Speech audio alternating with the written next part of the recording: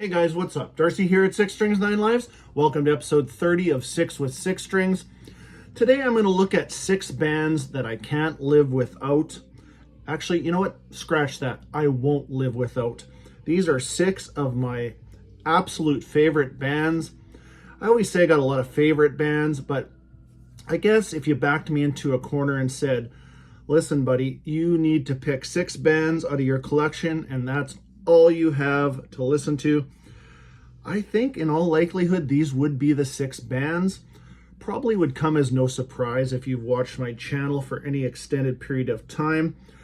These 6 bands are all legacy bands. There's actually, if you added up all their studio album output, it would equal 109 studio albums.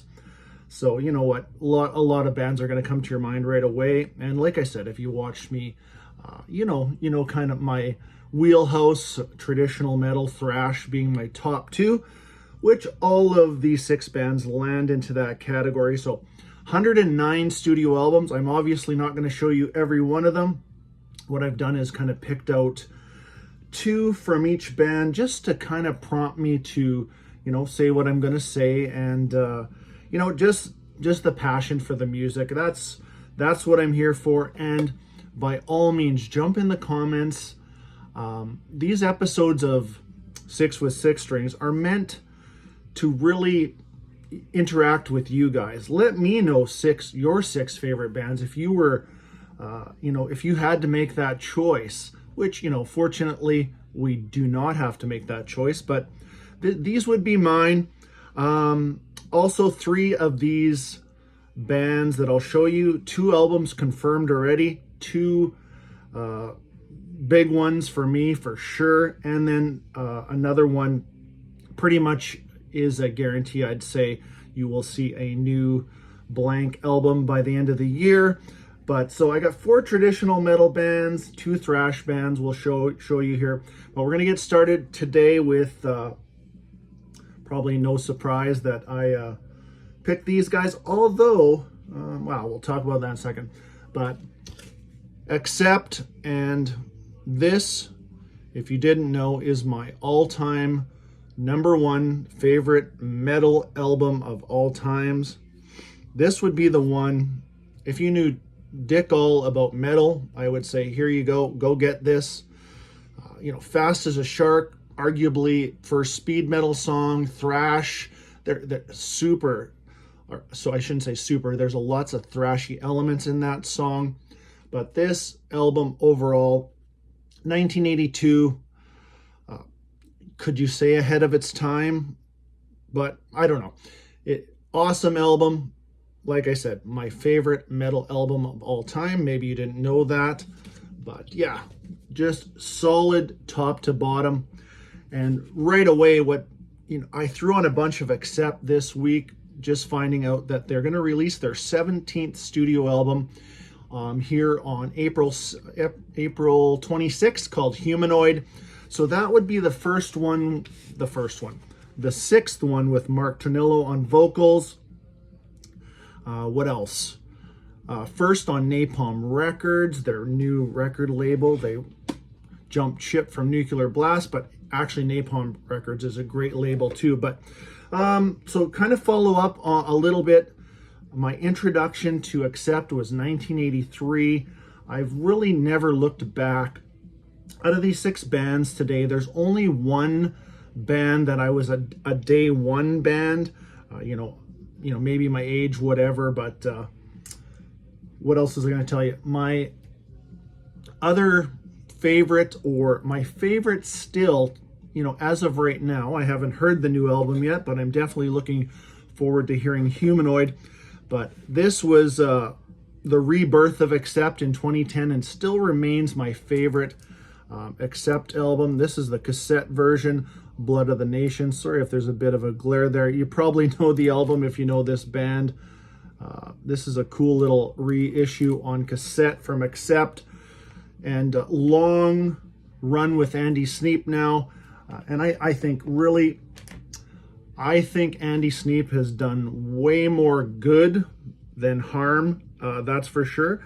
Yes, I do agree that some bands kind of fall in that samey rut, but anyways, there's number one of, 6 of my metal bands that I won't live without.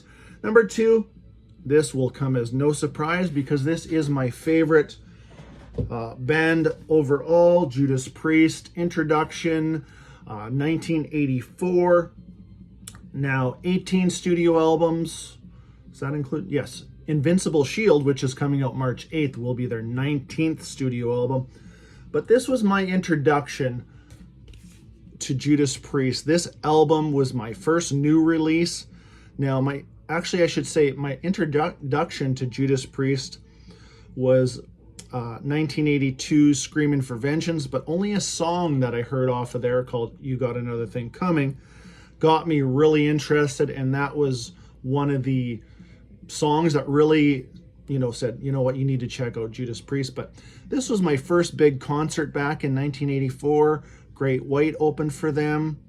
Just fantastic memories of this, and this is definitely, as they say in the sports world, this was a turning point in my metal journey for sure. You know this album. I don't have to explain much about this, but really excited to hear Invincible Shield from start to finish. The only complaint, not about the album, because I mean the 3 tracks that I've heard so far, Panic Attack, Trial by Fire, and Crown of Horns, all very good. But Panic Attack, they released that song way back in October, which 5 months till release time. I think it's getting, in a way, it's getting a bit ridiculous. What other one? There's a band, Firewind. They have an album coming out. I'm not a big fan of them, but I do listen to their tracks, but 5 out of 10 of their tracks are already released. I mean, what's the point? But anyways, I'm just rambling on that. But this, you go back to Firepower. So I'll show you their latest album that is out, which is a fantastic album from 2018. And, if you're like me, I think this is the best of the return of Rob Halford since 2005. Top-notch album, great production. You got Andy and Tom involved with this one. But on this one, at least they released the singles. This came out in March 2018. They released a single, Lightning Strike, in January. Then they came out with Firepower, the title track, in February. And then in March, only 1 week before this was released, they released Never the Heroes, which is my favorite track from this song, or from this album. But what I'm saying is 5 months in advance, I mean, I have no willpower. I'm going to listen to it. If you're going to tell me that I'm waiting 5 months to hear Panic Attack, good luck with that. But so there's Judas Priest, and let's go with this. Here's another one. This one we can talk a little bit about because there's some fantastic reissues. I don't know if you're aware, but Nuclear Blast has the rights to, I believe, the first 6 Testament albums. And what they're doing is they have a reissue campaign that they are going to reissue The Legacy and The New Order April 26th. And then, Testament is going to go out on tour and do those 2 albums in their entirety. Now, that's fantastic. And I was saying earlier in the video that this is a day one band for me. It absolutely is. I had the Legacy, which I will hold up right now. I had this pretty much day one, week after, whatever. I don't know how I got into it. I'm sure the cover just sold me right away. And then just reading in Metal Edge magazine, which I collected every issue of that. But yeah, super excited about the reissues. They got cassette versions, which I do collect the newer cassettes, just nostalgia, whatever. And then they got some colored vinyl and the old long boxes. I didn't pick those up, but I did pre-order the vinyl.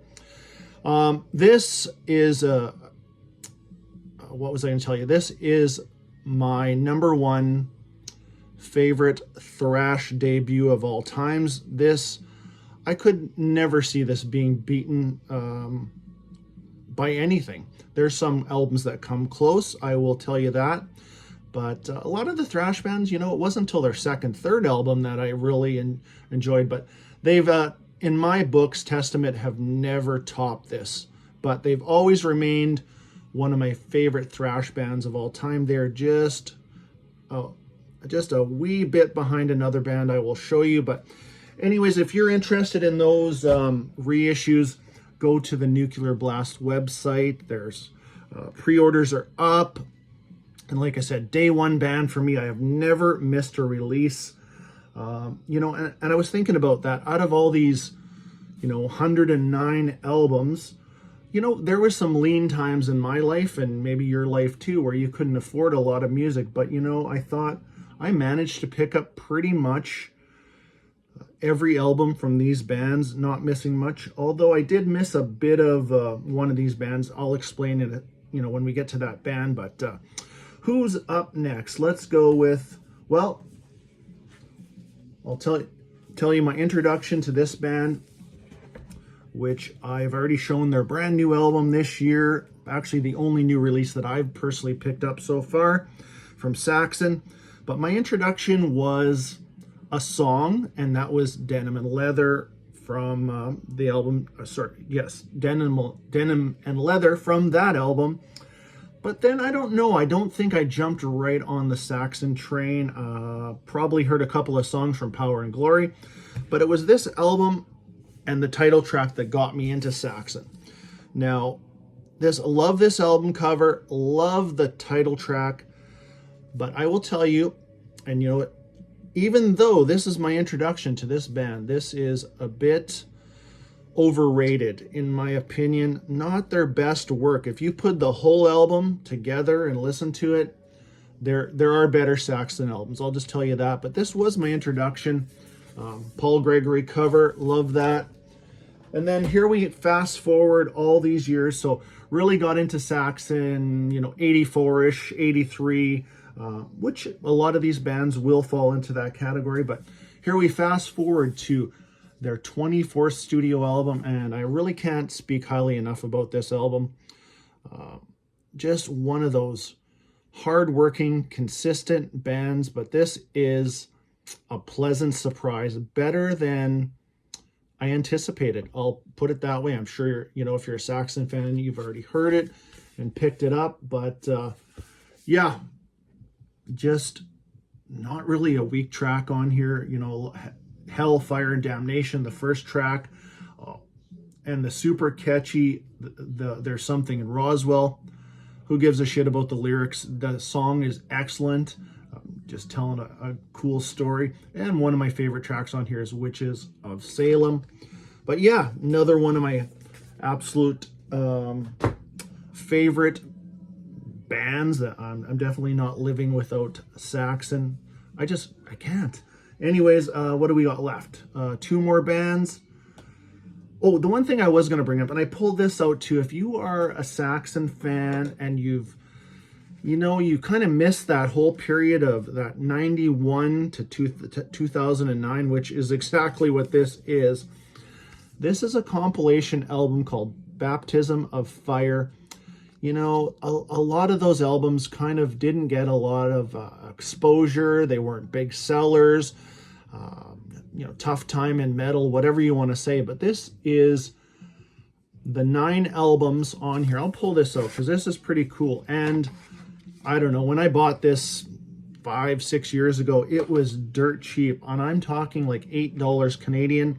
I ended up buying like 4 or 5 copies of it just to send out to friends.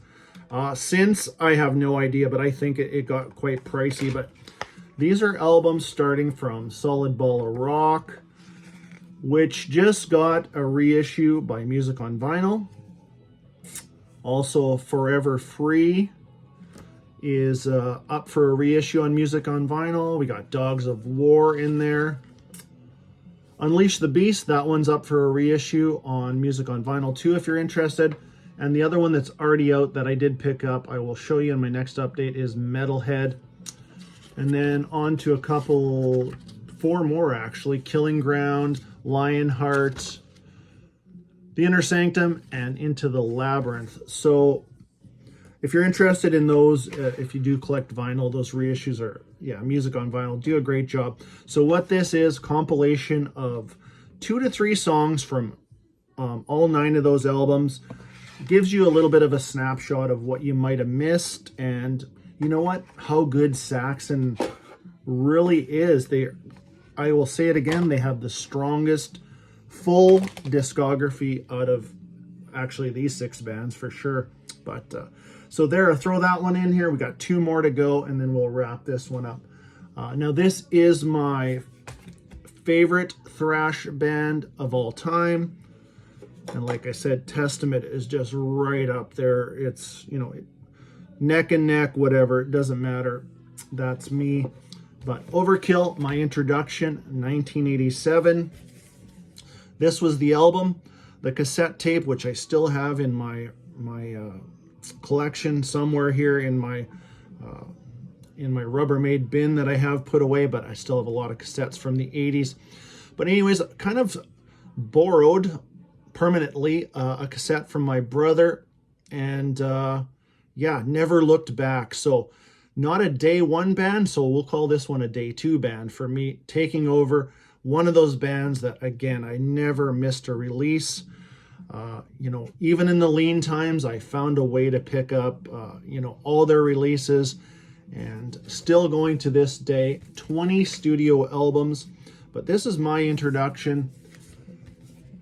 And then what we album from 2023 called Scorched, and here's another one of those Nuclear Blast cassettes that I've been collecting. I don't collect a lot of new cassettes, but there's, man, these Nuclear Blast ones, they do a really good job on them, and yeah, just the nostalgia factor. But yeah, 20 studio albums, and you know what, I think if I was a betting guy, I would say they're still going to be around for quite a few years. I would say probably 3-4 more albums if they do them every 2 years.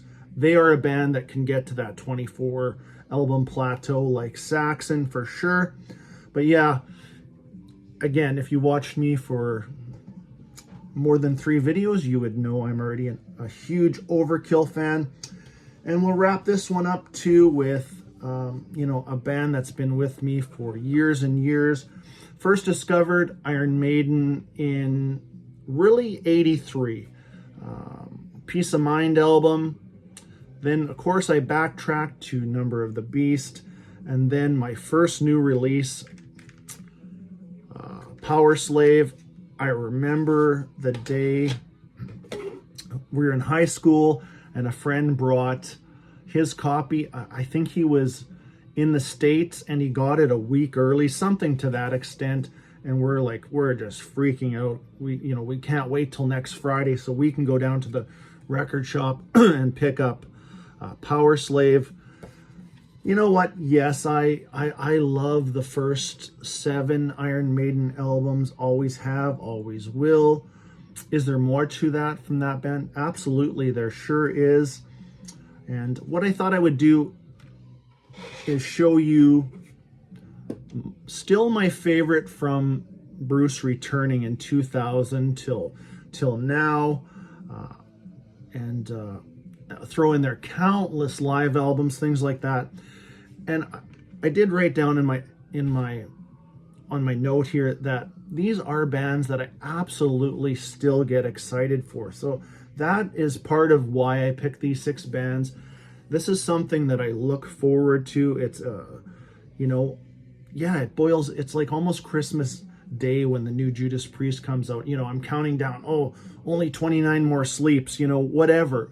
You know, you can think you're fucked in the head. It doesn't matter. I don't care. It's just how much I do love these bands. But so still, to this day, this is still my favorite of the reunion with Bruce Dickinson, if you can guess it. But what I'd like to know is what's yours out of these past 6 albums. Here's mine, Brave New World. Still my favorite. Still bugs me that they did this. This is the second one where they dropped the extension on the R, the N, the M, and the N. You know what I'm saying? They actually started that on Virtual 11, but since have went back to, you know, extending it, like in the poster in the background where those are all back extended. But yeah, that always picked my ass. But anyways, this is my favorite still my favorite. There is some really close ones. A Matter of Life and Death, fantastic album. And Senjutsu, growing on me. At first I just was like, man, this is just okay. But I've since changed that over the past couple of years, and definitely looking forward to, you know, that 18th studio album from Iron Maiden.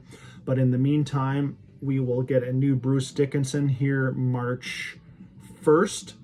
Looking forward to that one too. I will definitely review that one after about a week. I like to hear that album and see what it's all about. But yeah, there is, you know what, like I said, push comes to shove, pick 6 bands. You know, with new releases this year, 112 studio albums of material here. Love it all. Love it all. Yeah, pretty much I do. Of course, there's better albums. Every band had those little bumps in the road, things like that. That's why we do those fun ranking videos too. But just thought I'd throw this one together today. Hope you enjoyed that one. Until next time, stay heavy.